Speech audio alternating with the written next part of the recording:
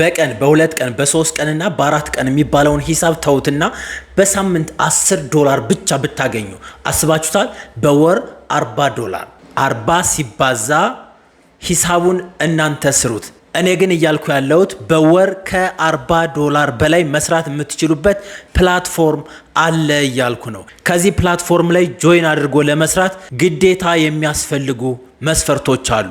የመጀመሪያው ስልክና ኢንተርኔት ነው። ሁለተኛው ጊዜ ነው። ሶስተኛው ሬጂስትሬሽን ወይንም ምዝገባ ማካሄድ ነው። አራተኛው ስራ ለመስራት ግዴታ KYC የሚባል ፕሮሰስ አለ። ኖው ዮር ከስተመር፣ ደንበኞቻቸውን ማወቅ የሚለውን ፕሮሰስ ትጨርሳላችሁ።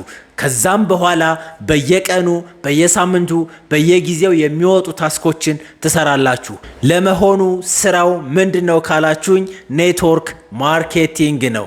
ኔትወርክ ማርኬቲንግ ሲባል ብዙ ጊዜ አእምሯችን ላይ የሚመጣው ስርቆቱ፣ ዝርፊያው ወይም ደግሞ የሆነን ሰው የሆነ ሰው አሞኝቶ መውሰዱ ነው። ሪያሊቲው ግን እኔ የምነግራችሁ ስለ ላይቭ ስትሪሚንግ አፕሊኬሽኖች ነው።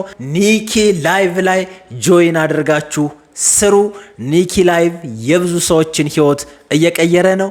አሁን የነገርኳችሁን እነዚህን ፕሮሰሶች ከጨረሳችሁ እናንተ የኒኪ ላይቭ ደንበኛ ወይንም ከስተመር ሆናችኋል ማለት ነው። ተጨማሪ መረጃዎችን ከፈለጋችሁ ደግሞ ኮሜንት ላይ ጠይቁኝ። ፒስ